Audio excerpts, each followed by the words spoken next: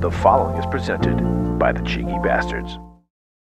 Come out to the coast, we'll get together, have a few laughs.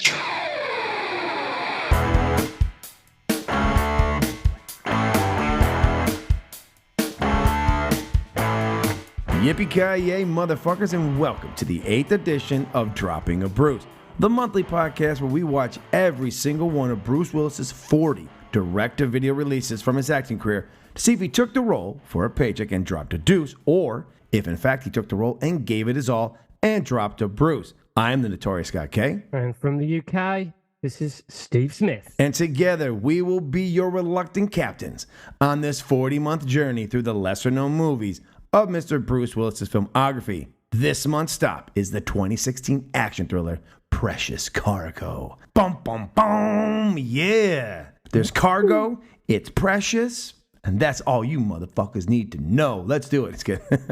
Mr. Smith, I watched it last night. When did you watch it? I watched it last night too. One viewing or two viewings this time? One viewing. I almost did a second viewing today, but I had other things I wanted to get done. So I, once again, just did the one viewing. I will ask you first. We'll get into the nuts and the bolts and the preciouses and the cargos. What did you think after watching it?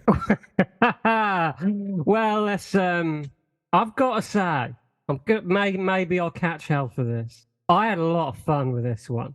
I was laughing. I was walking my dog today thinking, I'm going to tell Steve that I hated it and I loved it at the same fucking time. I completely understand where you're coming from. Those of you who follow the Church of Tarantino, my original podcast that I have a letterbox on there. And I have put on one of my lists, the list of everything we've got going. And this one is, even though it's got low numbers, it's higher up than a majority of the films we've seen. Like, in transparency, I have this. My number one is always probably going to be assassination of a high school president. I don't think that's ever going to get passed. I don't doubt that. No question. For me, you and I will differ here. My number two was Catch 44, and I really think it should be up higher as it is, because if you start to look at the other ones we've watched, it slowly climbs up to, it may be shit in the bowl, but it's raising. I actually have Precious Cargo right below it. I went back through and was just thinking of all the other movies. Now, we're going to get into this, and I don't want anyone to hear what we're saying right now. And expect that when you sit down, you're going to see a fucking actioneer movie that you're like, oh, this is like John Wick 5. No. This thing's got more holes than a brick of Swiss cheese. This thing is also a stinker. Yeah, but it has so many things that the other movies we have watched lately don't have that made it so enjoyable. Like, I've got to say, can I just say, right, where you just said about Catch 44 being the second best. And then this is your second best, and then Catch 44? It's fair? No. Do you know what? I've got to be honest. I'm going to be completely straight. Be transparent. Do it. You know what? Give me all the shit you like. I've dealt with enough overly sensitive podcasters just lately. I will say, right. Assassination of a high school president, no question, would be tough to beat just in general anyway. Agreed. It was that good. You can hate me for this. I like the setup. I like Setup more than Catch 44. I know, I knew you would. I know that's where you and I flip. But no question, this is just third for me. it's just. You know what? There were times in this. Right, we've got so much ground to cover, so I'm not gonna say any more than that. Why don't we let the old explain? All will be revealed. So before we get suckered into a double-crossing scheme by our ex-pregnant girlfriend, it's time for our... What you talking about, Willis? Just the facts, man. Just the facts. This film was released in 2016, written by Max Adams and Paul Sedichin, and directed by Max Adams, starring Mark Paul Gosselaar, Bruce Willis, Claire Forlani, John Brotherton, Daniel Bernhardt, Lydia Hall, Genevieve Kelly, Tyler Olson, and Sammy Barber, with a running time of 90 minutes. It holds a 4.6 on IMDb and a 0 critics and 23 audience score on Rotten Tomatoes. After a botched heist, a seductive thief enlists the help of her ex-lover to help her steal precious cargo of rare gems so that she can get back in the good graces of her murderous crime boss. Lionsgate and Grindhouse Entertainment Group presents Precious Cargo. Jack. What can I do for you, Eddie? Say hi, sweetheart. Just run, Jack. Eddie, please. Karen said you were the best, the Michelangelo of thieves. I'm offering you a trade. What's the job? 30 million in gems on this truck? Armored car. Why can't it ever just be a local jewelry store? Let's run through this. Nick. Stop the truck. Hey, buddy, you might want to duck. Logan? Provide overwatch. We got 6 bad guys. Drew, we got one on the right.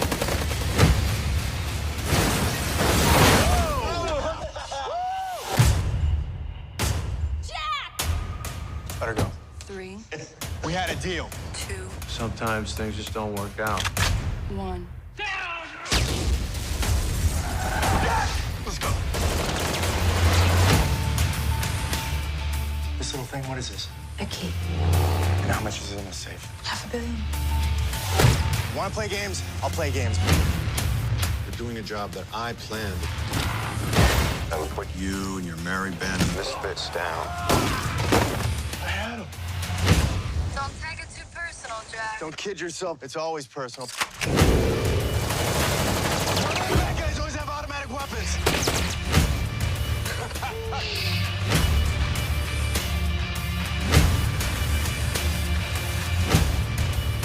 You're not dead yet? Only on the inside. We got a problem. Could have been bad. Could have. Well, let's go, guys. Come on. Stop. All this to get shot up here on this roof. That's your plan? Bang. Bruce Willis plays Eddie Pelosa. Oh, another fucking guy who's another criminal boss, huh? Eddie, a lot of criminal bosses in the South. This is shot in Mississippi, so he's a crime boss in Mississippi that runs some kind of criminal enterprise. What the fuck he's into is pretty much anyone's fucking guess. I'm not 100%. I don't know. He's not mafia. He feels like Joe Cabot from Reservoir Dogs a little bit, like he might put a team together. I would put him more in the Joe Cabot camp. Don't really know what he does. I mean, on the level, this movie plays fast and criminal, loose. the level of criminal that he is. Yes. We're in Joe Cabot territory, definitely. But all the crimes that are going to be committed, these are fast and loose. These are kind of like, hey, as a youth, I enjoyed these kind of movies with these crimes, so we're going to cherry pick them, and they're all going to be a part of this. And everybody's just part of a crime organization that we don't really know. However, we did start last month talking about the other roles that Mr. Willis put out. He had 3 movies come out, one being obviously this. The other one is what we'll be talking about next month, so I won't give that away just yet. And its only theatrical release in 2016 was a cameo during the end credits for the movie Split, which was part of the Unbreakable trilogy. So in 2016, Mr. Willis does not put out what you would consider an actual Hollywood theatrical release movie. He does appear in 2 of the straight-to-DVDs, this being one of them. And let's just give you a quick recap of this plot. A double-crossing whore's failed attempt to fuck over her murderous ex-lover boss forces her to have to sucker her ex-lover partner in crime into helping save her ass by pulling off 2 absolutely ludicrous and impossible heists because he thinks she's pregnant with his kid. Have I pretty much covered it? Is that pretty much the back of the box right there? Do you know what? God bless you. God bless you for making sense of this movie. But in the defense of this movie, yes, it got to the point where I didn't know what was going on, but I was having so much fun that I didn't care. I thought, this movie will wrap up. It has a shit ton of action that goes nowhere, but a shit ton of it. Like, so much action, you actually think more things are going to happen than it does, but it's just a lot of action while people also talk. Yeah. It also has some of the best little monologue bullshit scenes ever. Like, I felt like they were speaking the language like, oh, Fabrice. Like, I felt like there were moments I was like, did he just say that? I was like, this is amazing. Gems of dialogue in this movie. Unbelievable gems. It has a couple of your favorite people in it too. We'll get into. I gotta say though, I think apart from the first movie, the assassination, blah blah blah, this is definitely the easiest watch I've had. Yes. And the sad thing is, I was nervous because I sent you this. There was a post that maybe Screen Rant or someone talking about the movies from the 2010s that all had a 0 critics rating on Rotten Tomatoes. Right. And this was yeah. one of them on the list. And I was like, well, I mean, at this point, we have been on such a downward slide.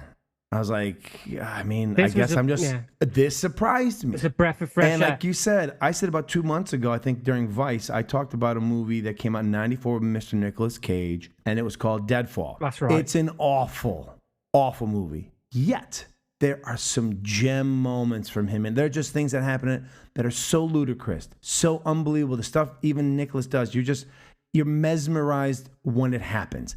The movie makes no sense. There's no point, just like this one. But sometimes you're just like, it's almost, I don't want to say it's Top Gun Maverick. It's not. But it's in that level. Like, I went in with such low expectations. Yes, yeah. Such low expectations. I was like, all right. I was like, this is just going to suck. I'm going to suck it up. I'm going to make through this 90 minutes. And we're going to have the fun with it. We're just going to enjoy this, all right? Because I was like, I'm going to take some notes. I'm going to talk so much shit about it. I'm just going to get real cynical and wise ass, and we're just going to do a lot of the stuff on the show. I'm like, everyone's going to love it. Then I didn't expect it to be somewhat entertaining. I kind of was like looking around going, this sucks, but it's also kind of good. I think the only way to go with this exercise that this thing we're doing, you have got to go in. At this point, we now know you have got to go in with the lowest of expectations. Yes. That is the only way you're going to find something to enjoy. Yes. Yeah. But so I did. It's been tough. We've looked out for each other. We've had each other's backs in the last 3 months. It's been difficult, but we've been cheerleading each other to get us through. This one, I was watching. I'm thinking, oh man, I hope Scott doesn't hate this. I was thinking the same thing. I was like, I hope we don't fight about this. I kind of thought, if you hate this, I can't see you liking any of them. Funny thing is originally I was kind of like, I don't think I like this very much.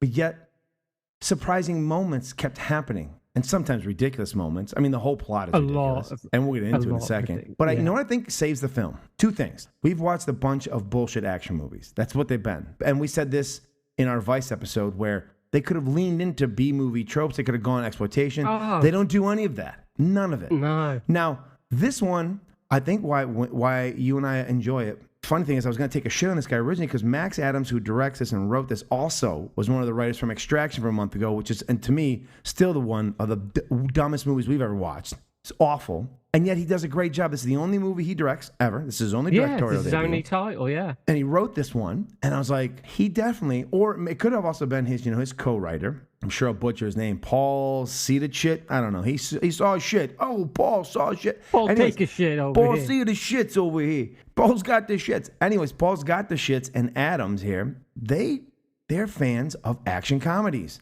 and that's why it works. Now, they may not know how to write their fucking way out of a paper bag when it comes to a crime heist and all that other shit, but they have these funny, ridiculous quips and things being said, and I almost was wishing that this was just a fucking comedy. There are moments I was like, I wish this went more along the lines of like The Good Guys. Like, yeah, we've got some action thrown in, but I perform. Yeah, well, to be fair, I started seeing this as kind of an action comedy. I don't think it was intentional. No, absolutely.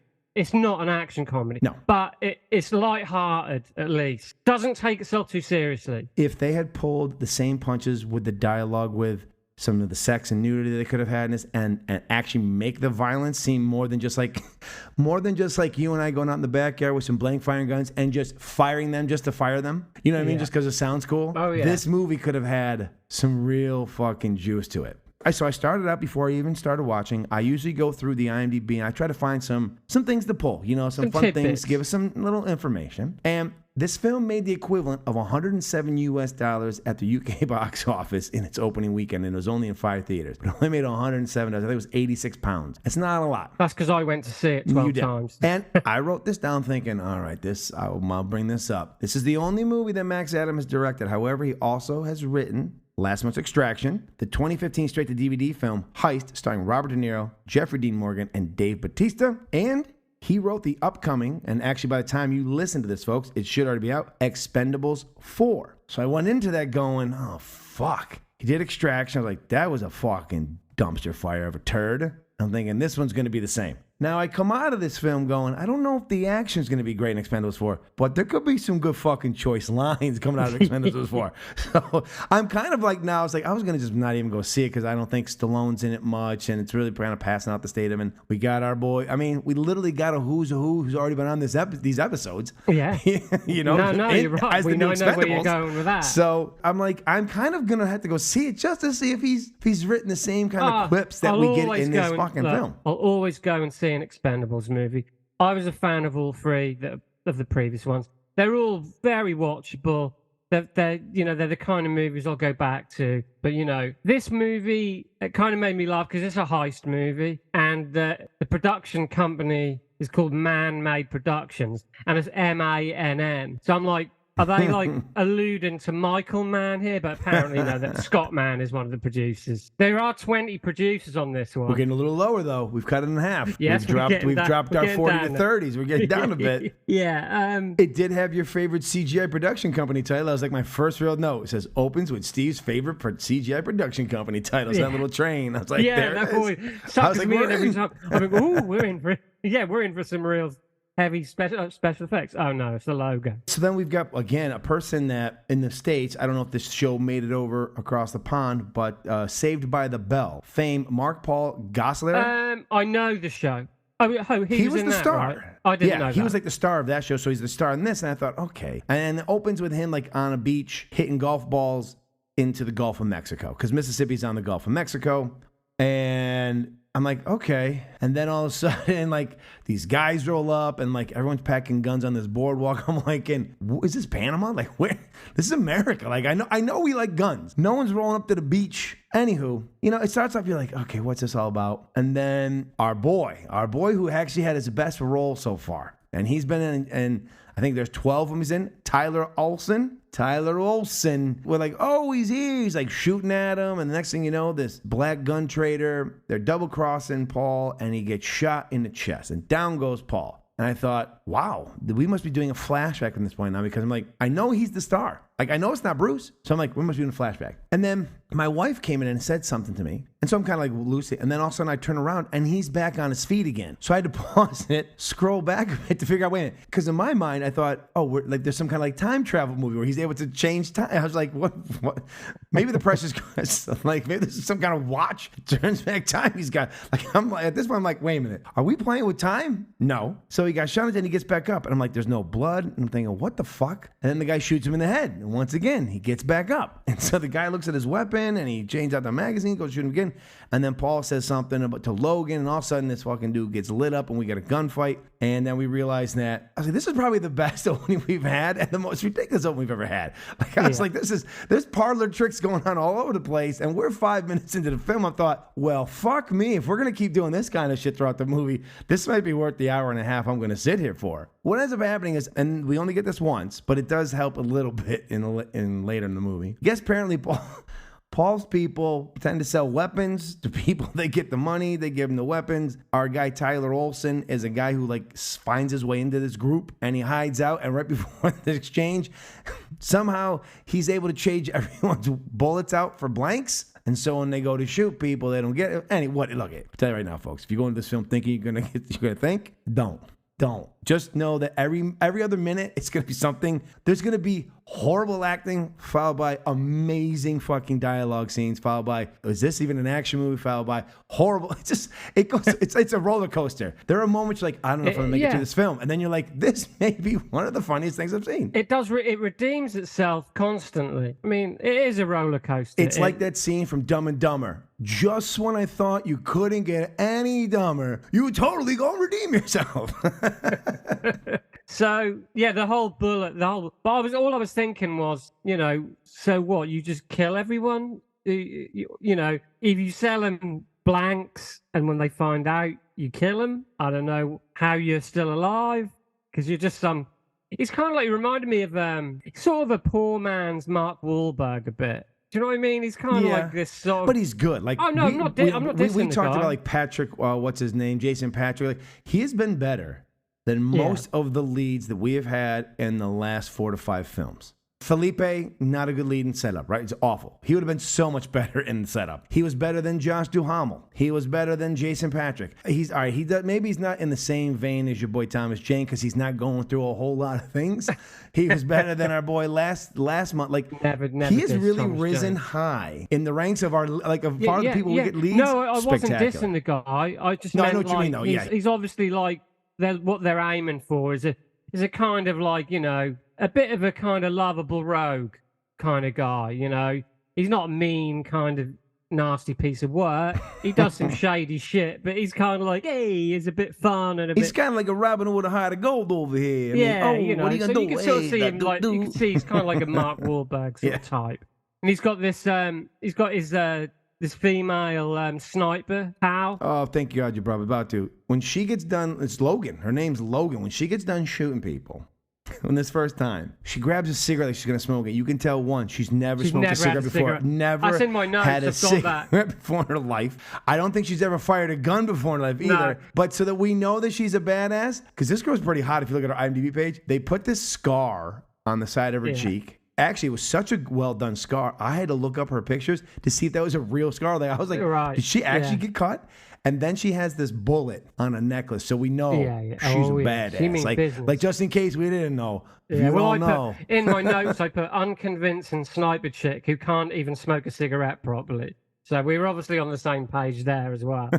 But she's, you know, she's not a great actress, no. She's a plank of wood, but she's okay. Yeah, you know, you kind of get used to it. When she's on screen, you're kind of like, oh, I wish she would die, because you really don't. She cannot act. Although she's easy on the eye, though. I don't mean that. Her best moment, and we'll get to it at the end of the movie, but those post-credit video things they do for whatever reason, that's her best moment is talking to that camera, pretending she's watching his dog. When she's actually literally playing just herself, yeah. Yes. So yes, you've got this sniper chick who's just kind of like badass, who's just not convincing in any way.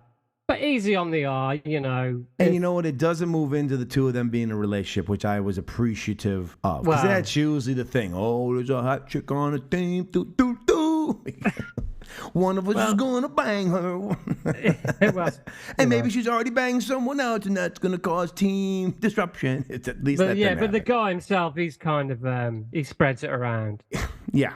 But once again, another one of my notes. I think it's safe to say most of these movies have pretty good fucking opening titles. Once again, it kicks into another good opening title sequence. I was like, I think they spend all of the budget's pretty much in this. Yes. Well, no, they spend a lot of time on the credit sequence. If only they would have spent that same amount of time and effort on the action sequences, which, you know, they're not bad. They're just very flat. They're not very exciting, these action sequences. That, you know, they're not bad, but you're kind of like, oh, you know. Here's the credit we can give them, right? I think we can do this Jekyll and Hyde thing for them. There's a lot of them. They're probably the most we've had in any of the movies that we've watched. They may have this many in this movie as all the movies we've watched have had, it seems like, it felt like. Because they go from action piece to action piece, and they do quite a bit of them. The problem with them is there are no stakes involved. We're never worried for anybody because when we open up, the very first real action scene we get is... Well, this is my notes, but not that we care, but like Claire Forlani's character is apparently robbing a bank or some bullshit in the Cayman Islands, and Bruce Willis's character, we finally get to see him, and he's upset about that, so he fucking has her arrested or whatever bullshit. It's very, like I said, this is fast and loose. However, the best moment for me of Bruce Willis is this moment when he's done with the call and turns around to the guy with the suit. And this is when I knew, I was like, we might be in good territory. Because everything else, like, I'm like, the opening, I was like, okay, we got some surprises. And I thought, oh, here we go. Here's Shitsville. We're sliding. And Bruce turns around and he says to the guy something about the color of red he wants. And the guy's like, I'm 100% sure these ties are the same color. And he's like, no, they're dipped in shit. and he slaps the fucking guy. Instant blood. It's a pretty hard slap. Gives him a tissue. And he gives a tissue. And he goes, let that dry. When that dries, that's the fucking color of the tie I want. I thought, oh yeah. I was Because like, he says, these ties look like they've been dipped in shit. Yeah. All right, Bruce. I was like, when's the last good choice line we've heard Bruce Willis speak? You know, this is it hasn't true. been a Wild Willie, some ridiculous thing where he's just like, When's the last good, like, almost like Yippee Ki-Yay Motherfucker line we've heard? Yeah, absolutely. And this is one of them. It's been a long time. Because you're like, why'd he slap him? And then I got to give him credit because that's the one moment of like, they've got this able to write this beat where there's this violence, but he makes him cool. He totally tapping into the 80s, 90s bad guys we know of action movies where they do something and then there's like badass line they say after, and you're kind of like, damn, I can't wait to do that to somebody. You know what I mean? Like you Yeah. kind of put that in Well, your let's catalog. not but let's not let Claire Forlani off the hook here because she sucks. In moments she's good, in moments she's not. Her character is all over the place. Yeah, she's all over the place. You know, she's like, well, again, much like the sniper, and I'm not ragging on the women here, but she's not very convincing. Seeing Claire Forlani shoot a shotgun or a pistol, she's never done that before, it seems. In fairness, all these people shooting don't look like they've done it before because no one gets hit. Well, she comes off the worst, though, because I know. because she's supposed to be a badass. Yeah. And that just doesn't fly. However, I think you should give her some credit because in the boat sequence we're getting to, and it's just literally exposition while shooting guns. How The do you people shoot behind them someone are who's on chi- another boat than you But with a here's the thing. shotgun? How does that work? Doesn't matter. The thing is, what she can do is Matters she to can me. fire a gun and remember her fucking lines and deliver them convincingly while firing a gun at nobody. He's just constantly like, it's like you and I will be doing a podcast and I'm fighting off Libyan terrorists at the same time, but we're just still having this conversation. And so I was kind of like, all right, so she's not hitting anybody. No. However, they're not getting hit either. Like, it's just, It's a bit A-team, isn't it? Yeah, it's a bit sort of like Very bullets flying, no one A-team. getting killed. but without the great dun, dun, dun, dun, like not even But the you know, heroic I mean, music. I was already. I mean, by the time of that happened, I was having a lot of fun. You know, I was kind of like you say, there's some choice dialogue. I'm sure we'll get to. We have the opening, which was kind of surprising for the movies we've seen. Yes. Is it ridiculous? Yes. But I like the twist. I like that they were trying something. They're playing with this. Like, when he gets up twice, I was like, because, I'm giving this movie zero credit going in, so I'm not thinking they're of pulling course. any kind of You have to at this thoughtful point, thing. I'm like, with the- what the fuck is going on? And then there's like that little twist. Also, I feel like I don't think I'm wrong here. It kind of looks good. Yeah, no, You know, again, the movie doesn't look good film it doesn't stock. look as cheap. as- Well shot, yeah, no. Mm-hmm. It's got that kind of, dare I say, a bit of a let's say Michael Bay light. Oh, yeah, no. You know what I mean? It's It's going it's for that Michael Bay kind of light. It's 100%. And we've just come off. Let's underline the light. Listen, we've You seen know what all I'm saying. 15 of his films, and we saw them I in rapid feel- succession. I yeah, think we I have feel a pretty good qualified. idea of his catalog. Yeah, I we're feel pretty qualified in in this. Yeah. saying this, but you know what I mean. Yeah, I do. It's got that kind of like sunny, summery kind of Yep. like. Well, I mean, they're shooting down in the Gulf of Mexico, so you're going to get good light near the equator. Yeah, So you're going to exactly. get. I mean, you should use as much light as possible, which we're Yeah. going to get into in a second. Which Michael Bay is known for too. So Yes. but it just reminded me because we've just seen 15 Michael Bay All 15, movies. yes. It did give me that kind of like but in a positive way. Oh, no, you yeah. know, Mhm. and like, hey, this film look, Yeah. you've got a pretty good cast. It's been pretty funny and entertaining so far. It looks good. Great credit sequence. I'm kind of I thinking, think it gets better a little bit further than you think it gets better because after the opening and even the Bruce line was good, but she gets arrested and we don't really give a fuck. And then he shows up but your girl comes in. We get Mrs. Lydia Hall and he takes her home. And I even put He's the just when the veterinary movie nurse, yeah. was starting to slide into Shitsville, Steve's Coos, Lydia Hall shows up and once again these fucking films don't even give us any Smoking hot. fucking nudity. That's my They're girl. in bed. His shirt's off. They're about to do it. You can tell her she's got no pants on at all. He's got his pants on. He's got his underwear on and she's got a bra on. I'm thinking, just give us all what we're here for. Just give us all what we're here for. Let's do it. Yeah, we're never going to get that. Now, that moment happens, and then what's her name shows up out of the blue. And because somehow she was able to escape pregnant. How she gets out of the arrest and whatever. Who cares? That's not important right now. No, because there are Apparently. no answers. If any of you are looking No, for but- answers to how does Mark Paul Gosselaar, or whatever his name is, say, how does his crew work? We don't know. We don't Are there know. any repercussions for anything that happens? No. The police never show up. No, there's only vague mentions of. No there's one only even vague looks for mentions them. of how him and his crew even really Do anything. or We know don't even each other, know really. what I mean, we know Eddie they were in does. the. Yeah, but I feel like we're let's not get caught up in the things that usually But make when a she film comes good. in, but his girlfriend comes in, or the ex or whatever, and she's like pregnant or whatever, it's late at night. Yeah. She says, I'm going to go out there and have some of your leftovers. Apparently, I think that ends the sex scene right there, whatever's going to happen. He gets up and comes out, and it's fucking 10 a.m. at that point. it was midnight because one of his buddies, who's one of my favorite guys, Simon, Mr. Willis's right-hand man, who has some real choice lines.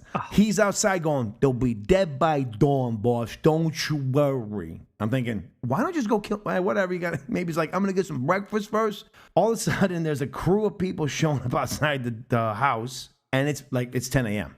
It is so bright outside. And so I was like, oh, we're just not even worried about continuity. And then we get our first real action sequence with a grenade that doesn't really blow up because the pin never falls, whatever. And there's some shooting going on, and we get in some boats, and we're chasing each other, and no one can hit anything. A lot of shooting, no killing.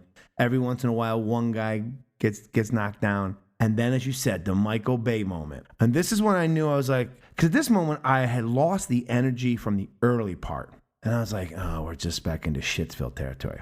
They outdo Michael Bay. Let's just say it, all right? Because we've seen a lot of the cliche, cheesy stuff Michael Bay has done. They pull the fucking Bad Boys 2, spin the sports car in slow motion while firing thing on a fucking boat with a shotgun and a pregnant woman shooting it. Haven't we all had moments like that, though? Haven't we all done that in our I was lives? like, this is amazing. I was like, what the fuck is happening? Now we're talking. And it doesn't even pay off really well. I think she has like one guy. No, she hits one guy, Yeah. But you're expecting, like, if this is Michael Bay, though, it's the explosion. The whole boat this goes is gonna up. Be the money a boat shot. blows up. A house in the background somehow blows up as well. Like, everything's blowing up. Give them credit. They don't do slow-mo again. No. They said, we're going to do it once.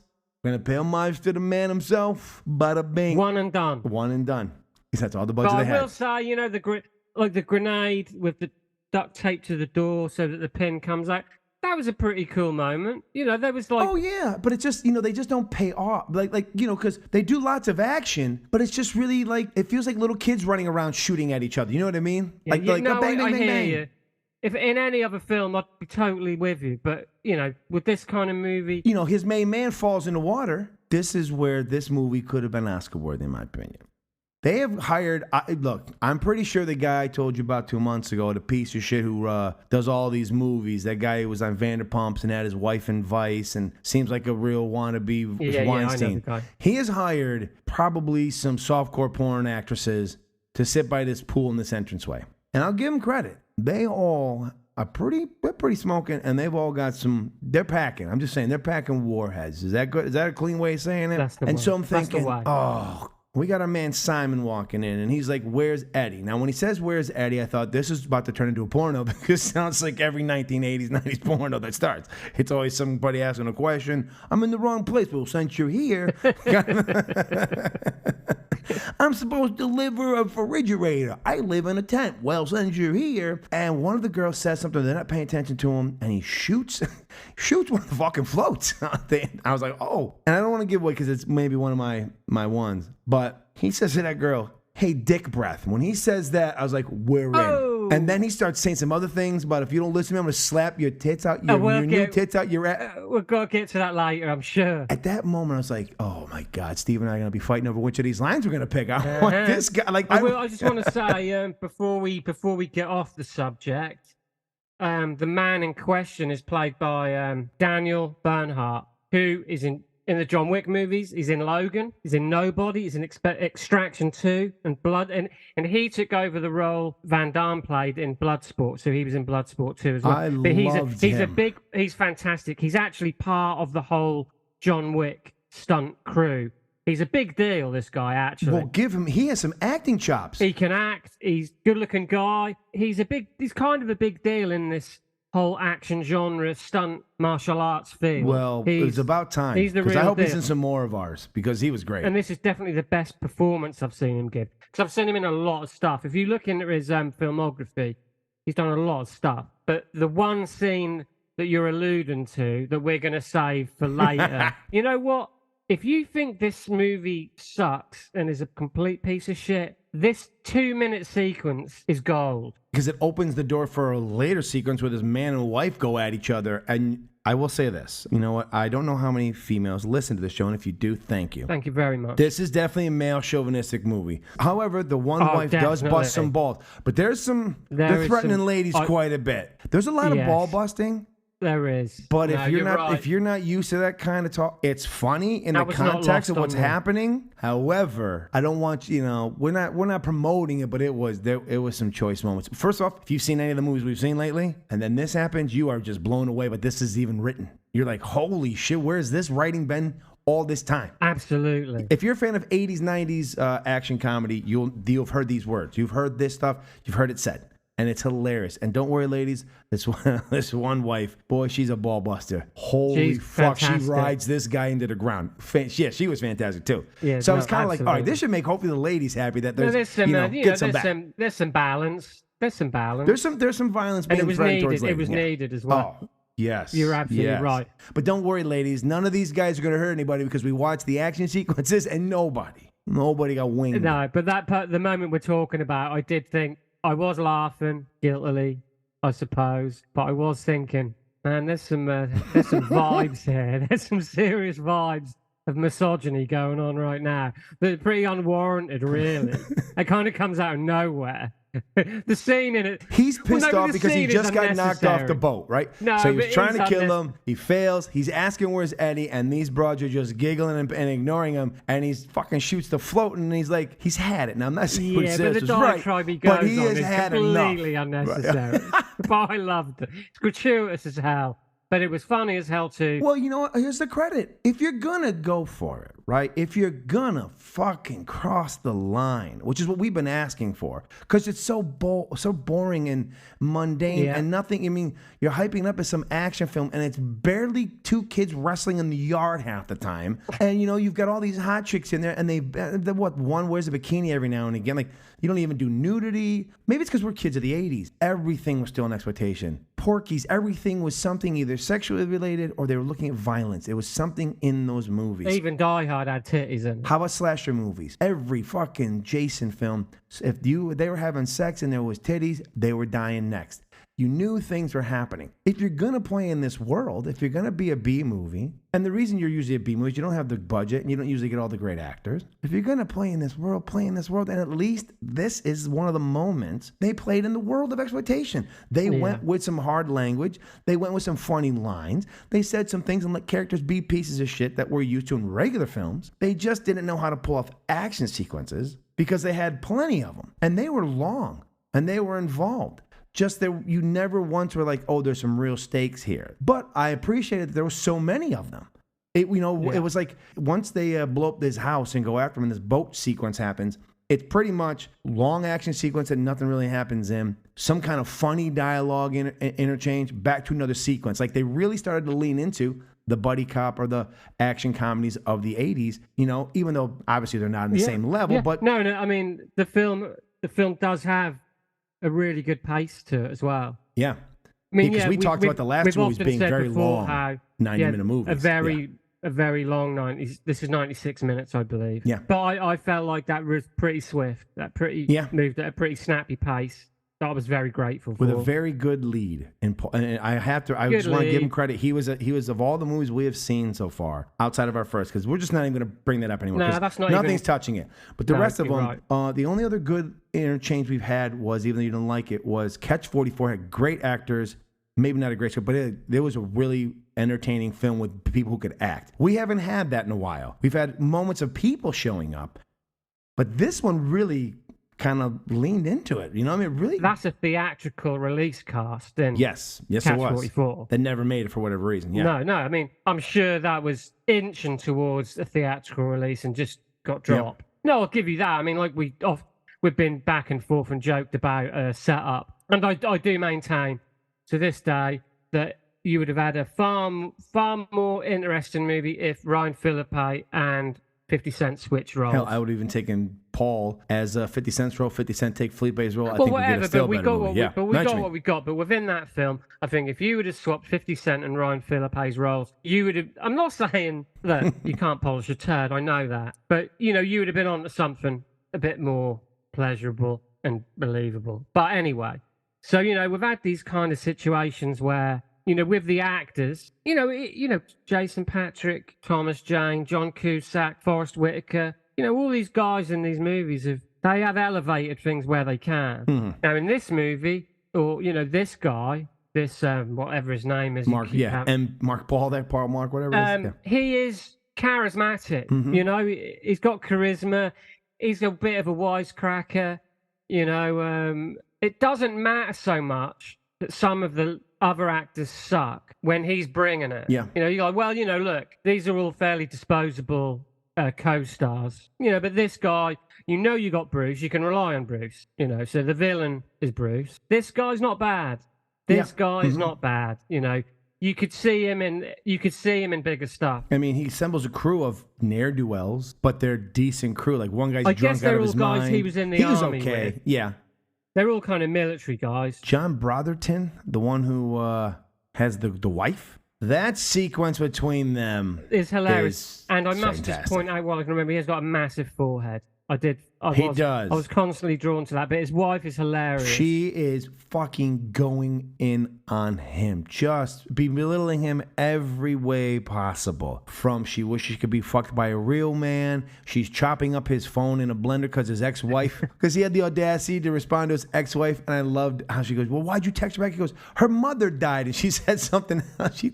When it all ends, he's like asking, is this mission that we're going to go on, is there a chance that I could be killed in it? Like he's really wants out. And then she says something. She goes, I'm going to go take a piss on your laptop. And he goes running out. He goes, because she will. That's fucking, these are the moments, right? Because we've not there's some had this. great quirky moments. If there with had him been and better his- films we'd watched before this, we might have been like, this movie is fucking ridiculous and trash. But because we've had so little to not just make fun of, but you know, there's a lot to make fun of in this movie. Like every heist is absolutely fucking ridiculous. But these they're moments fun, in though. between are so much more fun that you kind of just go, I even found the heist stuff fun to watch. it's Because fun.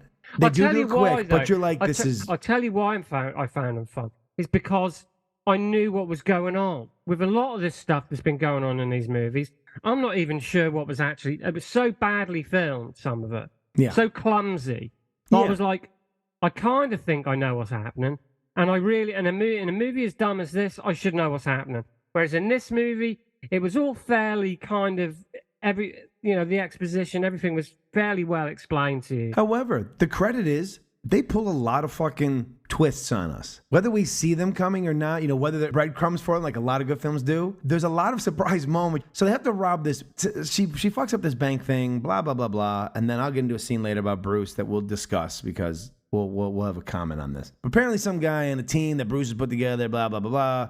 Long story short, he's good at all the information, all the jobs he wants to do. Claire Filani's like, fuck this, I'm going to do the jobs anyways. Another long story short, not only she fucked Mark Paul, she also fucked Bruce. And we'll talk about how they fuck differently. Another scene from Bruce. But she's getting these guys to rob a bank truck. Basically, heat-ish, for diamonds, for $30 million in diamonds. So they rob the truck, get the $30 million. But in reality, this is where you just got to go, whatever. Apparently, the United States government has in charge two fucking schmucks who make $15 an hour in a truck to bring a key that can unlock like the safe of all safes. And it's not with them. It's not under military protection. They've allowed the Brinks Company with your Uncle Paulie and his best friend Vinny, who are degenerate gamblers. It's the best job they could get to drive around. They get knocked off, and so they steal this. Well, they don't steal the key. That's the keys. There's the twist. They steal the money, and then out of the blue, our man Mark Paul is like, oh, I don't got two names for anything but knowing things. So I think there's something up. He goes back. She stole some kind of key. It's a big convoluted story. At the end of the day, a CIA plane is landing. It's got 15 minutes to refuel, and these guys have got a fucking Ocean's 11 style, which is what you think they're gonna do. That doesn't happen. More like grab ass teenage style. But you think they got to get out of this fucking airfield. They're going to have 15 minutes. They got to somehow get by the CIA guards to get out of this plane, to unlock this thing, to steal these other diamonds that when you do finally see the diamonds, look like maybe they were a part of some kind of board game set of red diamonds. I don't know. It's just like I think they went to the Walmart that day and they just found these and used them as the fucking props. I remember when I saw it, I was like, what the fuck is that? Anywho, so all these other things are just like, what the fuck? And like these things that happen are a combination of, I don't know, kind of like what's his name? Adam Sandler movies combined with like 80s fucking slapstick comedy. Like, none of this should be happening. No. So that stuff is somewhat fun and laughable because of how ridiculous it is. But it's the moments of dialogue that either precede or follow it that keep it fun, that keep you almost thinking about what was just said while this action thing is going on. You're like, okay, all right, there's some action. Okay. Oh, there's a twist. Oh, there's another twist. Oh, by the way, do we tell them that twist or do we let that twist save? We'll save that. You'll save that twist? We'll save that. Yeah, for later. Yeah, towards it. But, I think, personally, I think because, this is I guess this is kind of personal to us specifically right now, that we've seen bad things, man. Mm-hmm. We've almost been to war. So you weren't there, man. You weren't there, we man. have PTSD. We've been through some shit the last few months. At least four in a row. Yes, this was was just a breath. We're not getting carried away. You were still getting a pretty bog standard kind of movie. Yes. But it doesn't take itself too seriously. It's funny and action packed. Yes. And it's easy to follow. Yes. Them elements may well have been in the last 4 movies, but you only got one of them, or if you were lucky. I think all the crime stuff that we've had in the last 4 movies have been ridiculous. Just as ridiculous. Yeah. But they had more action for this. Like you said, it's the A-Team action. It's G.I. Joe. There's a lot of shooting and no one's getting hit. But there's a lot of it. There's a lot of explosions. Bullets don't run out. Gunfire, there's car chases. There's all kinds of stuff. Punch-ups. It's all happening.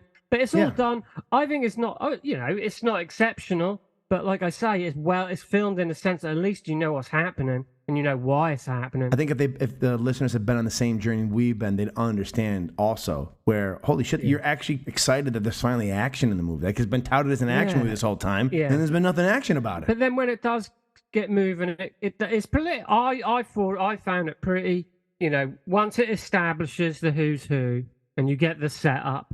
Sorry, guys. Setup. And once you get past all that, I found it pleasurable, exciting, hilarious, stupid, and just relentless. In this kind of, it's going for it. And I'm like, man. Like I say, I thought the previous films would be a little bit more like this one. Yes. But I think they were so formulaic and dull a lot of the time. Just dull, as you pointed out, if they would have just had the balls to throw in some titties or an exploding head here and there, you'd be like, that'd perk you up a little bit. But they were just so dull that you were just like, what, you couldn't afford to at least have sent some guy on fire flying through a door? You couldn't have done that. So we're getting to the kind of I mean, when they rob the truck with the I've never seen so many diamonds personally. Yes. And the fact that there was just so these two chubby fucks in control of it all. Well, the thing is not only is it just the diamonds, but then when you find out that they're actually holding on to something that's even more secured, and like she picks this like dime store lock you can get for it's your like home a little goods. She's just got a key. And even the diamonds would look like they're in some kind of like some makeshift tool. Like a truck, like a tool toolbox. case. Yes. Like, it's like, really? But all joke, there are so many diamonds in that toolbox. That's the diamonds from every other movie about jewelry heist. Well, here's the funny thing though too though is they rob this truck, which wasn't a bad scene. They did a decent job with that. But then when they go to the plane thing and they're standing out front, and then they allude to they've done something before in the military. It's like, you want to pull a Manila or whatever, and all it is this guy in fucking red Speedos runs the fucking through the gates. And I guess those guys are all CIA or whatever. They're the most inept guards. And because this ice cream truck comes zipping in, all the guards chase him out. We don't know how Mark Paul gets in there. We don't know how Simon somehow shows up either. And all these things that happen, you're like, it's just absolutely fucking ridiculous.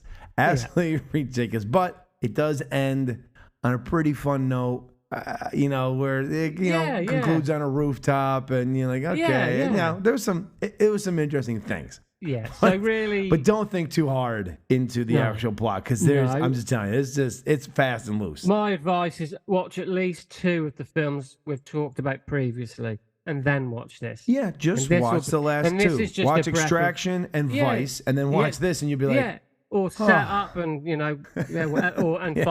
Fire with Fire. Fire with Fire, any of those movies, just a cocktail of either two movies, and you'll watch this and it's a breath of fresh air. You'll be so excited to try to suck your own dick. That's how much on you'll be. Yeah, you'll be like, man, this is some funny shit at least. You know what? Like Jack Nicholson says in One Flew Over the Cuckoo's Nest, they tried, God damn it. Yes, yeah, I tried, did goddamn that. it. At least I tried. Yes, exactly. Yeah. And these guys tried. Well, it's a good segue to talk about Mr. Willis, since this is the podcast we talk about. And Yes. I do have a note, and it's disappointing. The very first scene we get of him, like I said, it's pointless. The turnaround and the slap, and this is the color of red I want. I was like, oh yeah, Bruce is back in his fucking game, baby. Then the next scene, though. The next scene of him talking to the guy who may have gotten all the information and gets stabbed in the hand, who was the worst actor. The chest scene. That kid was such a bad actor. I wrote down, I wish he'd actually got stabbed in the neck in reality. He was awful. However, this hurts to say, Mr. Willis was reading his lines off a cue card off camera and does not do a good job of that. You can see him looking over at it and then talking to the guy. That hurt me. That hurt. All the other films I know he's been kind of, for most of them, some he's been having fun in, and some he's just not where he's at. And look, maybe this is the beginning that no one really noticed. Maybe this is the beginning of his aphasia. Maybe this is the onset of it. Maybe no one knows it at the time, and maybe not even he does. And as I've said, as more of these movies get going, more and more times, his time on set is cut down. His lines are cut down. Like, that's not normal for an actor. Very few actors want less lines. So I don't want to be too mean to him, but it is noticeable. So if you watch the film, there's a scene where he's playing chess with a guy, and he's talking shit, and he's threatening him and all this stuff. But you can watch when they get those close-ups and he's responding to him. He looks left off camera to see his card, and then looks back at the actor. I was like, oh. And the first time I thought, okay, maybe it was once, but he did almost every reaction. I was like, oh, this is. First of all, he's not even talking to the guy, so I don't have the camera set up, but he should have just had it right in front of him, right, as if he's at the eye line of the guy he's going to talk to, and that's easy peasy. But it hurt. It hurt. And part of this acting for him, it was hot and cold for him. He had a good moment, and then oof. And then the moment where we won't talk about the other surprise, when he's like, oh, you thought you would, like, oh,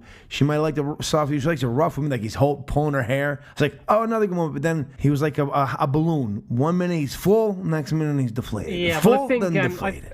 I think there's signs are beginning to show. This would probably be that, like I said, having to read cue cards off screen.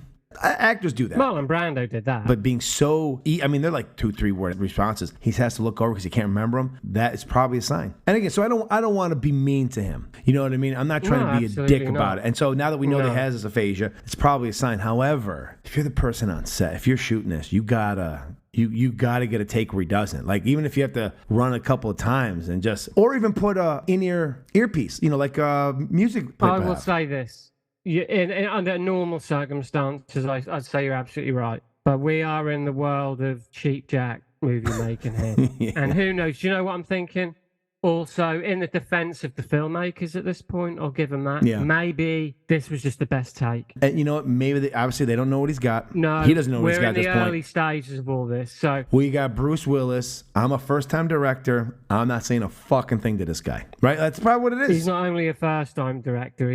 This is the only time he's directed. Yeah. And I'm just all I'm saying is there are various possibilities as to why. Yeah.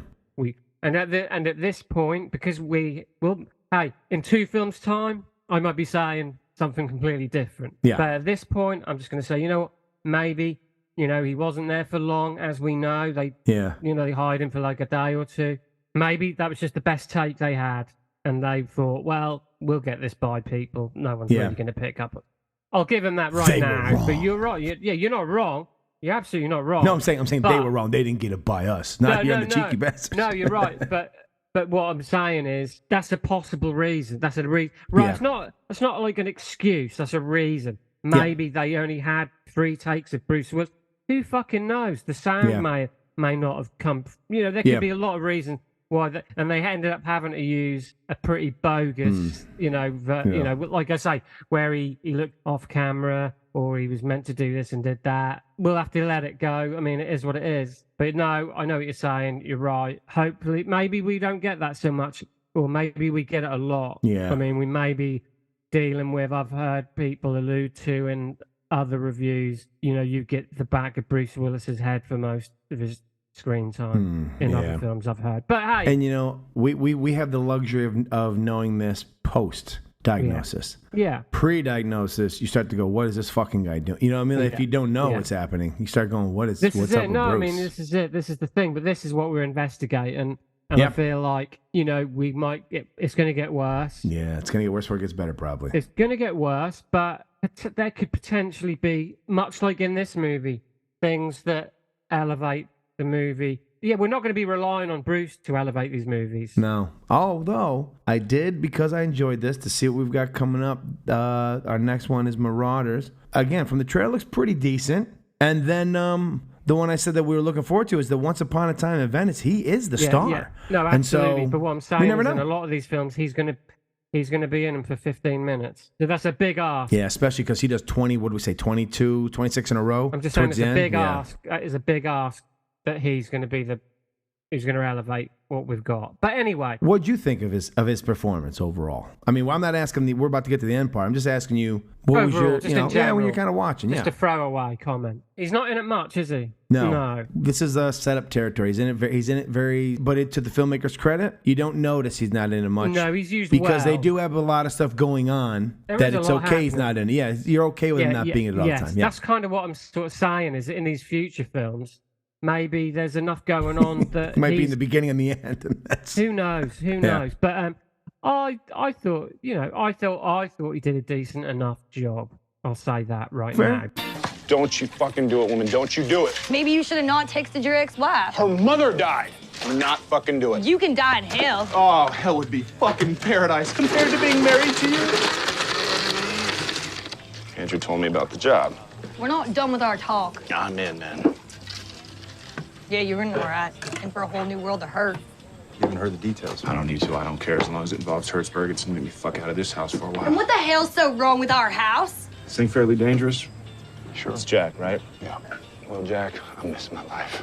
I miss getting fucked by a real man. We all make sacrifices. Well, Chokovich, can you shut the fuck up?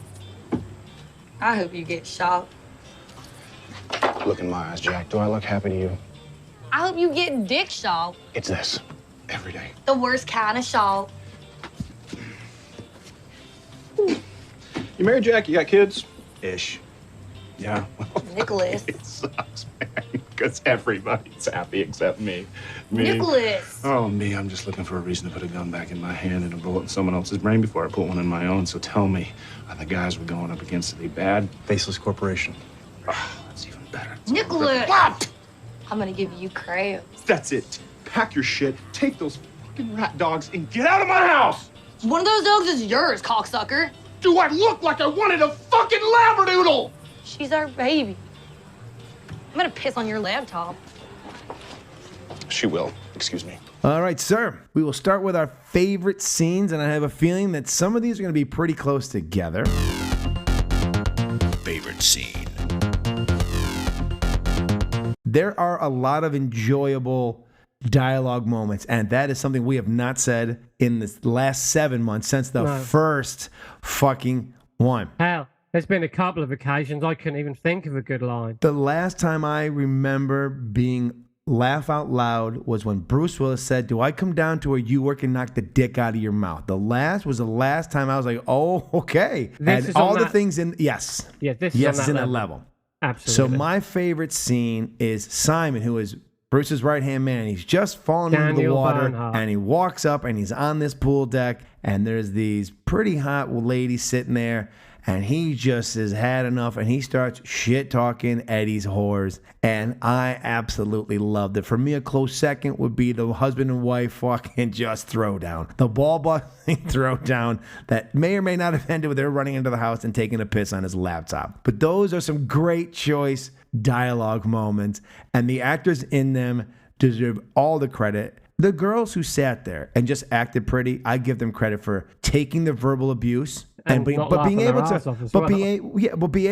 to also emote a response on their face as opposed to just deer in headlights. You know what I mean? Like, I'm just here because I'm pretty. So that is my favorite scene. Simon, shit talking Eddie's whores. Mr. Smith, what is yours? And did you just grab your phone, or are you thinking about those ladies and something else is going on when you take a moment? No. Over here. Eddie Jr. Hey. Do you know what?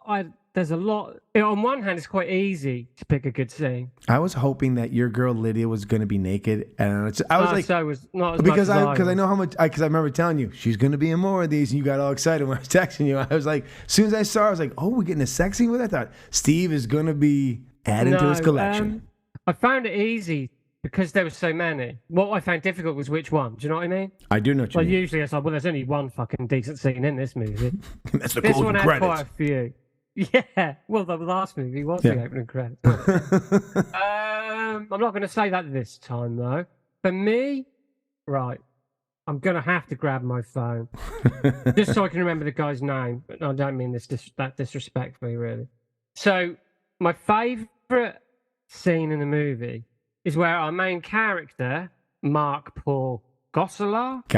Yeah. Mark, MPG. MPG, baby. MPG over here. Ooh. When he meets up with one of his old army buddies in a bar.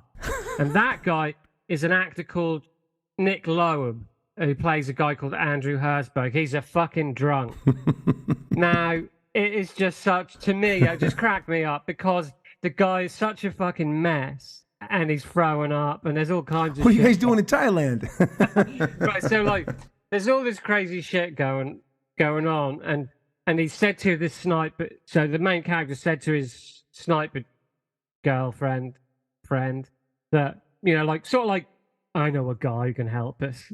And when you get to see him, you think, you guys are fucked.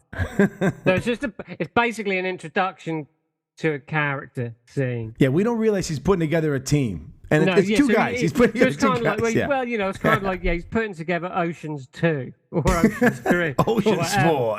Yeah. So, it's literally, I don't want to get too far into it because I've got more to add when it comes to dialogue. All right. My favourite, my favourite one-liner or whatever. But for now, I will just say the introduction of his drunken war buddy. We'll get more into that more as we talk about the movie dialogue. But that was my favourite scene.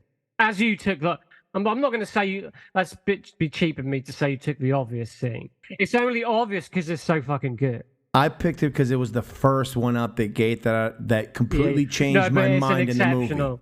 It's an exceptional moment. And it's great because it leads to our best one-liner.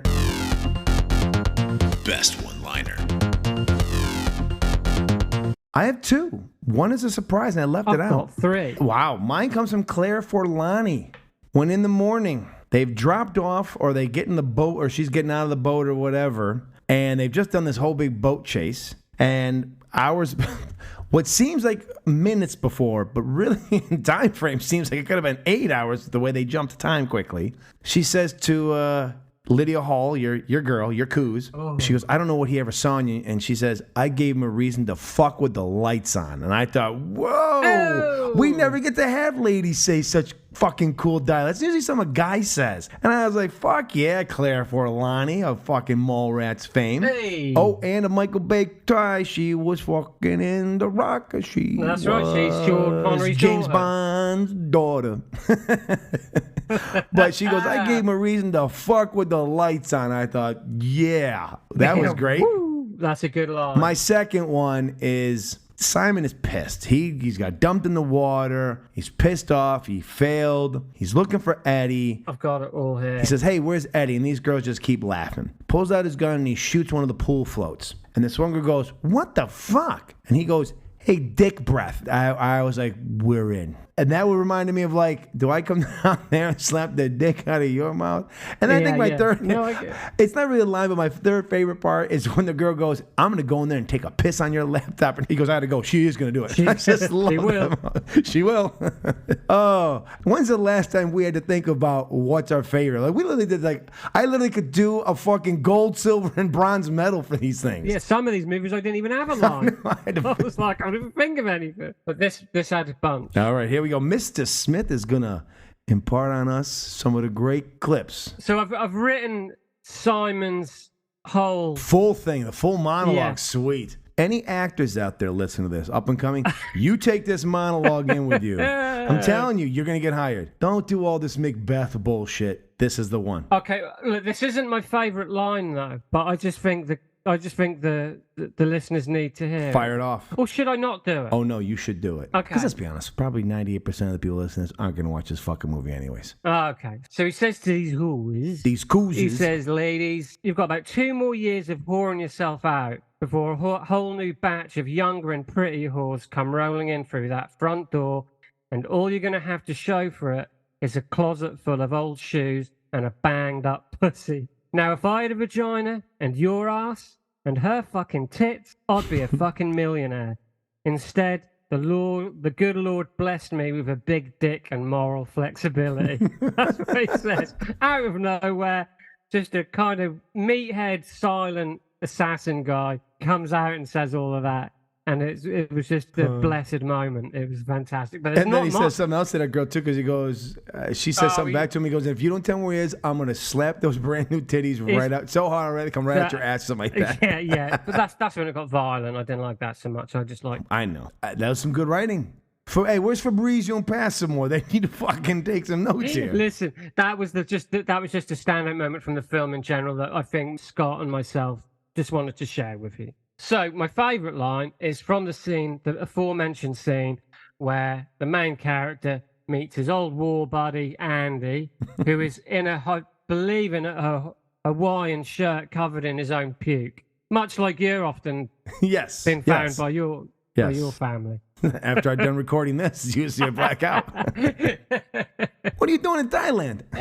But anyway, so the line is, the drunk fuck up says, what brings you to Thailand? The main guy goes, we're in Mississippi. So that was my favourite line. But then there's another one where the main character says to Simon, you're not dead yet? And Simon says, only on the inside. I just love that. So they were just two of my favourites. But there's more. There are more. Oh, there's but, many. I'm only allowed to choose one good line from the movie, and I've given a monologue and 2 lines from the movie, and there's more. All right, so that brings us to our best performance. Best performance. Performance and character are always different, obviously. Some people really do a great job, and some people just, their characters are great, hilarious. You just love them. They aren't always the same for me. I think the best performance is Mark Paul Gosselaar. I think he elevates this. He's our first fucking lead. Like, he's a B-movie actor, but he really was good. I wish he was in all the other movies we saw, because he is hitting home runs. Like, he is actually putting an amazing performance. Everything he says is believable. I think it's why this movie is able to continue to go forward, even though we know our action scenes are long and ridiculous and there's no stakes in them. Even he gets in some good choice lines and has some fun with it. And I really, really enjoyed him in this role. And I'm hopeful he'll be in more, which I haven't said that about anyone else yet. I'm hoping he'll be in more, because if he is, and he can put in the same kind of performance, it might help us get through the fucking movie. Because we've had some real dead weights so far. I mean, absolutely. Jason Patric is a professional actor ahead of Mark. He's been in some big-name movies. Question. And like you said, he was just terrible in The Prince. Mark Paul, MPG, as he's going to be known on this fucking podcast over MVP, here. Oh, the MVP is MPG. Hey. So you down with MPG? Yeah, you know me. MPG deserves it. He was great. He's not the Saved by the Bell kid you know from the 90s. Those of you who know the show, he was probably the standout of this. And it could have taken a real big nosedive. Thanks to MPG, Mark Paul Gosselaar. He was fantastic and helped this movie rise above the shit turd pile we have been stuck in for 4 consecutive months. Mr. Smith, who wins your MVP for best performance? Okay, so it's Daniel Bernhardt, Simon, the heavy. The heavy. He really is the bad guy. He's great. And he is, in many films previously, he's been the silent guy, the silent, menacing heavy. So to see him being quite animated and expressive and get such great dialogue, it's kind of like, where have you been hiding? sort of thing. Well, you haven't been hiding, have you? You haven't been given the opportunity. Or maybe he's been taking better money other places and just not doing these kind of films. Who knows? Yeah. So for me, yeah, he gives a really great performance, and it's just a revelatory performance, really, because you sort of look at guys like him and you think, well, there's a reason they don't say much. Probably because they're planks of wood. Well, even when we open the movie, he's just standing in the background smiling as Exactly. Bruce So you smacks him. You kinda, think, I he's know just this that guy. Yeah, exactly. He won't say anything. He'll just punch people a lot. Whereas in this movie, he's an all-round character, and he pulls it all off exceptionally well. So Daniel Bernhardt as Simon, yeah, he is my favourite performer of the film. Well deserved, too. Well deserved. You're not dead yet? Only on the inside. Great line. The two MVPs out there throwing punches. Oh, absolutely. That leads us to our favorite character. Favorite character. And while he wasn't my MVP, he is my favorite character, and that is Daniel Bernhardt as Simon. Simon starts the movie. You just think he's a guy in a suit. He's just gonna, he's gonna say things like, "Get to the chopper," or just be real wooden, real, he'll do some action, but that's all he can do. He can't tie his shoes. Take care of him, boss. Exactly. Yeah. And even one of his first lines, "They'll be dead by morning." You're like, oh, okay. And he falls in the water, and you're like, all right, this guy's just a fucking wet noodle. And then a dick breath. From that moment on, when he says, it's almost like they rewrote the movie for him. Maybe they were like, Bruce is going to say most of the stuff, but Bruce can't. They're like, Simon, and Give like, it to I him. got this. He's like, I'm fucking Simon Bernhardt, you piece of shit. A dick breath. And they're like, wait, what'd you just say? He's like, say that again. A dick breath. And from that monologue to even the funny quip of, it's even how he says just on the inside. Him and Mark are playing, they've got great chemistry when they're going back and forth. It's just, I don't know. It was really, really fun. He was fantastic. He saves a movie. Like I said, I would love to see a buddy comedy with him and MPG. They would be fantastic together, right? Like I'm all in. A B movie version of the Good Guys. They would be fantastic. Like a white boy, bad boy. Yes, yes. Bad crackers. It'd be called bad crackers. White boy, bad boys. I don't know. No, saltless, salty crackers. Oh, that'd be great. But yeah, I'm really hoping that Mr. Bernhardt will pop up more, because if he does, I hope they also allow him to spread his acting chops. Agreed. Mr. Smith, favorite character. Well, I've got to do it. Andrew Hertzberg, played by Nick Lowe. The drunk, fuck up kind of. Who shows up in the ice cream truck with the red fucking with his fucking underwear on. Yeah, there's a scene, don't ask guys. He's got a pair of fucking, what do you call it? I guess boxer shorts or whatever. Yeah, and I don't know, tidy whities, nut huggers. And he's kind of like, I guess, unfortunately, he's kind of an underwritten character, really. Yeah. Because you can tell he's kind of like this kind of goofball, loose cannon guy who's a bit crazy and does the crazy shit they need, but there just wasn't enough for him to do, basically. Well, unfortunately, the next guy we meet who does with the girlfriend, he's not the same, but he steals whatever thunder from that earlier scene, because all of a sudden they're going back and forth. You're like, is he gonna, like, I always thought he might shoot her. That would have been funny if he had it would have been awful. But Andrew Hertzberg, played by Nick Lowe, he's such a funny. You could tell there should be more to him, and unfortunately, there's not. So I won't give him the best performance. He gets best character though, because just for the exchange of what brings you to Thailand. This mate says, we're in Mississippi. Just shows how fucked up on booze. His girlfriend comes in and says, you pissed the bed again. Yeah. And he sniffs, he goes, yeah, that's me. And she says it smells of whiskey and disappointment or something. I knew it was you because it smelled of whiskey and disappointment or something. And he smells like the sheets and he goes, yeah, that's me. And his face is covered in sweat and puke. And it's just top notch. So he's my favourite character. Just it didn't get enough to do. That's why Daniel Bernhardt gets best performance. So it's kind of like it's the way it had to be. All right, that brings us to the moment of truth. The moment of truth.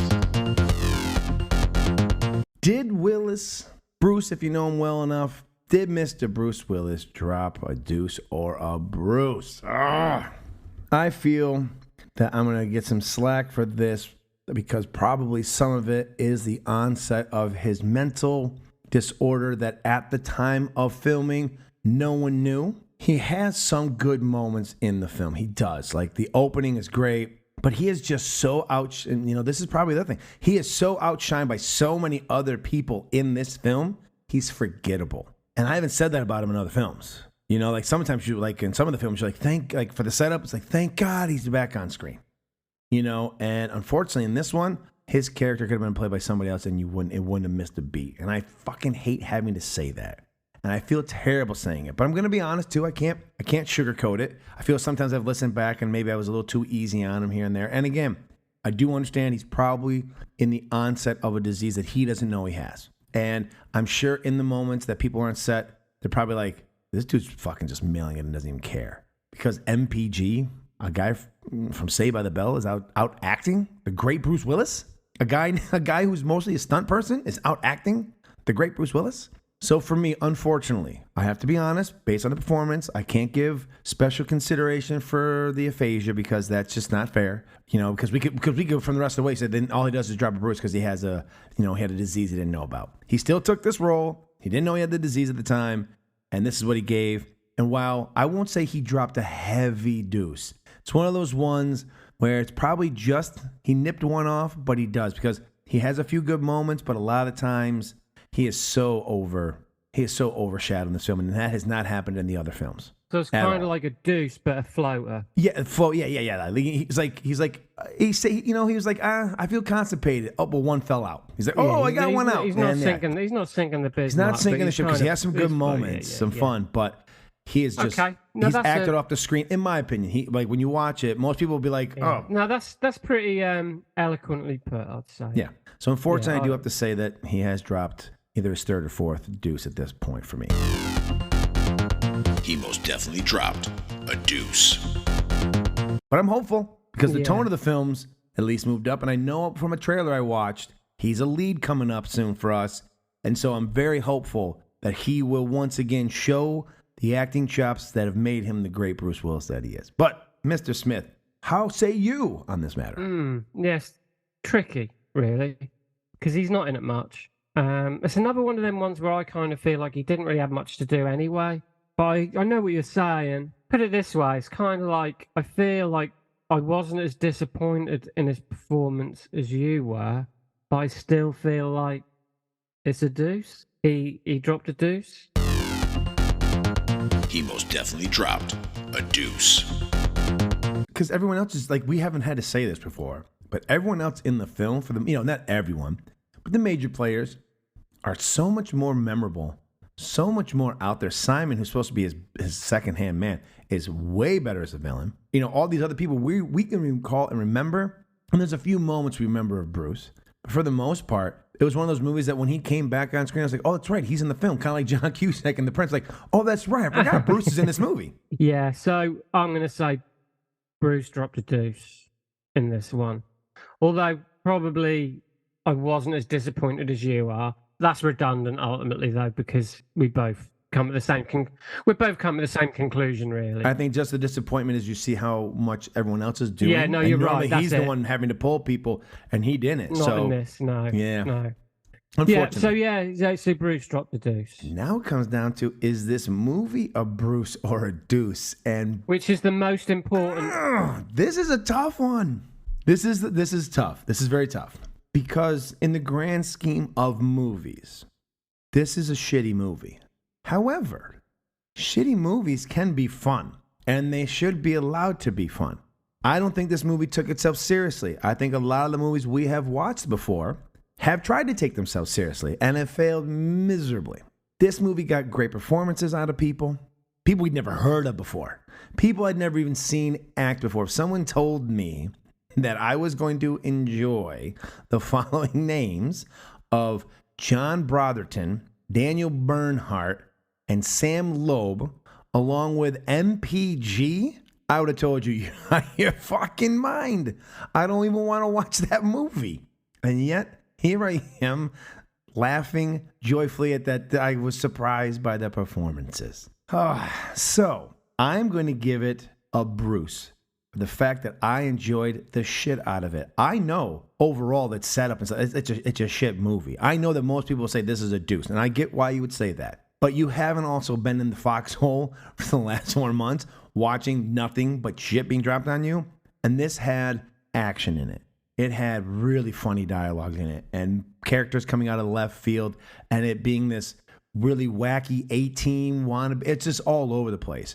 And so if you're a person who enjoys movies like The Room or you can sit down and enjoy a movie knowing that it's not great, but yet you have some fun watching it, I give it a Bruce this time. I know it's been a long time since I've given a movie a Bruce, but this one for me is a Bruce.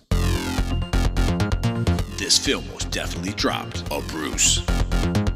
Now, there may be movies that come down the road that might be better, and I might go, oh, wait a minute, maybe I was wrong. But right now, in this day, and when this debuts in October of 2023, Trick or Treat, baby, this one for me is a treat. It's a Bruce. Mr. Smith, what say you? No question, this is a Bruce. This film was definitely dropped a Bruce. Do you know what? And I don't think it's just because it doesn't get that title because the other ones were so bad. I genuinely think this is an okay little movie. Where else are you going to see this? You are going to see this on a streaming channel. That's a Tuesday night, 9 p.m. You've got time to get through a movie. You could do far worse by watching far bigger movies, by watching far more acclaimed movies than this. You could have fun. You could seriously have some good fun with this movie. You know, I've been at the cinema in the last year and a half and seen movies far more big budgeted and acclaimed than this, and they've sucked. You know, so yeah, you know what? This is a straight to streaming movie. I think it's earned the title of B movie. The rest aren't B movies. The rest are in the B movie category, but they don't live up to what you think a B movie is. From our 80s, 90s versions of B movies, some tits and some more blood away from earning a real place in B movie history. Yeah. And unfortunately, it didn't, but if it did, I don't know if you had this channel over there, but here in America, we had a channel called the USA Network. And USA had like in late 80s, early 90s, had a thing called USA Up All Night for the Insomniacs. And they would play B-grade movies. This movie I think I've heard of this. would be on in those days, except you would have, those girls would be sitting there and they would have been sunning topless and people would have blown up. Like when that grenade went off, that poor black gentleman would come through the door, his body would have blown up into guts and stuff and cool. And that's the difference. The only difference really is it just is missing those little elements that would have made this movie even more, one of those ones you would actually put in your collection because of how of a glorious B movie it could have been. Yeah. This is just a good bit of fun, you know, and it does everything. You know, it's not going to be a gore fest. It's not going to be a TNA fest. They need to sell this to as many streaming services as possible. And the best way to do that is to play it safe. Unfortunately, you know, we get a raw deal because of that, but they elevate it with some good writing and some great performances. So this is probably, for me, I'm going to say this is the best movie. This is the best Bruce movie I've seen since Assassination of a High School President. Unfortunately, not because of Bruce Willis, though. You know, it didn't need Bruce Willis to be good. No, it did not. No. So it just needed MPG. Yeah, it's it's bittersweet to say that, you know. I want every film, if Bruce Willis is in it, I want him to be the best thing about it. And he's not. But that's the way it goes sometimes. I'm as surprised as you were. So, you know what? Bruce dropped a deuce and the movie dropped a Bruce. And we haven't said that. I don't think we've said that yet. That's the first. No, that's a twist. True. That's true. It's true. Well, I want to thank all of you, especially those of you listening to us on the Action Heroes Podcast Network. Thank you, guys. Hopefully, next month will be a little more exciting as we get Marauders. Marauders is a twisty bank heist movie, which looks pretty decent. And for those of you who have started at this moment in 2 weeks, you can listen to the final 5 films in our 15-movie, 3-month journey on the Cheeky Bastards podcast through the Michael Bay fucking catalog. So, you know where to find us. We're the Cheeky Bastards. This is Dropping a Bruce. Thank you.